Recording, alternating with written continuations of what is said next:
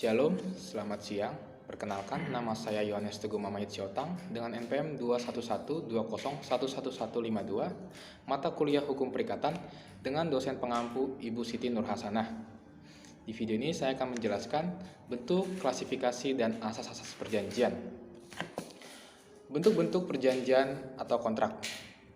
Yang kesatu ada perjanjian tertulis dan terbagi menjadi tiga. Yang pertama, perjanjian di bawah tangan yang ditandatangani oleh para pihak. Perjanjian di sini hanya mengikat para pihak dalam perjanjian dan tidak punya kekuatan mengikat pihak ketiga. Jika pihak ketiga menyangkal, maka pihak-pihak dalam perjanjian harus dapat membuktikan. Kemudian yang kedua, perjanjian dengan saksi notaris untuk melegalisir tanda tangan para pihak. Fungsi notaris hanya melegalisir kebenaran terhadap para pihak. Jika salah satu pihak menyangkal isi perjanjian tersebut, maka ia harus membuktikannya. Kemudian yang ketiga, perjanjian yang dibuat di hadapan dan oleh notaris dalam bentuk akta notaril atau akta yang dibuat di hadapan pejabat yang berwenang. Misalnya notaris, camat, PPAT, dan mempunyai kekuatan bukti sempurna. Kemudian bentuk-bentuk perjanjian dan kontrak yang kedua, perjanjian tidak tertulis atau lisan, yaitu perjanjian di sini dibuat secara lisan oleh para pihak atau cukup kesepakatan para pihak. Fungsi kontrak secara yuridis memberikan kepastian hukum, secara ekonomis menggerakkan sumber daya dari nilai yang rendah menjadi nilai yang tinggi. Kemudian klasifikasi perjanjian terbagi menjadi 5. Yang pertama, perjanjian sepihak dan dua pihak. Perjanjian sepihak yaitu perjanjian yang mewajibkan salah satu pihak untuk berprestasi, contohnya hibah atau hadiah. Perjanjian dua pihak yaitu di mana kedua belah pihak harus saling berprestasi, contohnya jual beli, sewa menyewa, tukar menukar. Yang kedua, perjanjian bernama atau nominat dan terbatas dan tidak bernama innominat dan tidak terbatas. Yang ketiga, perjanjian obligator dan kebendaan. Perjanjian obligator yaitu perjanjian yang menciptakan hak dan kewajiban, contohnya jual beli. Perjanjian kebendaan yaitu perjanjian untuk mengalihkan hak milik, contohnya jual beli, hibah, tukar menukar.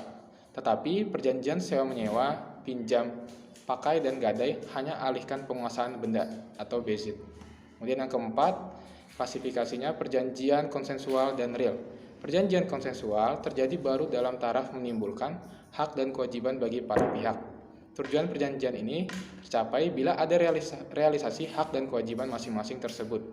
Kemudian perjanjian real adalah perjanjian yang terjadinya itu sekaligus realisasi tujuan perjanjian, yaitu pengalihan hak atau jual beli barang bergerak, perjanjian penitipan, dan pinjam pakai. Yang terakhir, perjanjian untuk kepentingan pihak ketiga.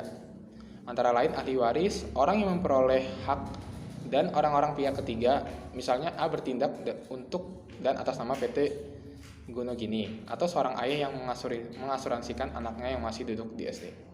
Kemudian asas-asas hukum perjanjian atau kontrak. Yang pertama, asas kebebasan berkontrak. Secara historis lahir dari prinsip individualisme. Di sini pengusaha tidak dibenarkan turut campur dalam sosial ekonomi, sehingga lahir ungkapan exploitation the home par i home. Melalui perkembangan hak hukum kontrak sudah banyak diatur oleh penguasa.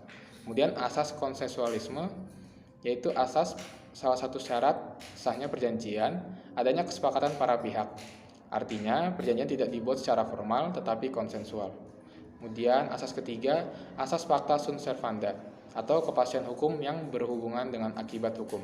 Asas ini menetapkan bahwa hakim dan pihak ketiga harus menghormati dan tidak boleh intervensi substansi kontrak atau kontraknya layaknya sebagai undang-undang. Kemudian asas yang keempat, asas istiqat baik, yaitu perjanjian harus dilaksanakan dengan itikat baik. Asas ini menetapkan bahwa para pihak dalam melaksanakan isi kontrak harus berdasarkan kepercayaan atau keyakinan dan kemauan yang baik. Kemudian asas yang terakhir, asas kepribadian atau personalitas. Asas ini seseorang yang akan membuat kontrak hanya untuk kepentingan dirinya saja.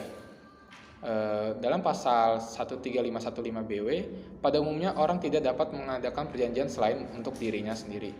Kemudian dalam pasal 1340 BW, perjanjian hanya berlaku pada para pihak yang membuatnya. Sekian video tentang bentuk klasifikasi dan asas-asas perjanjian dari saya. Kurang lebihnya mohon dimaafkan. Terima kasih.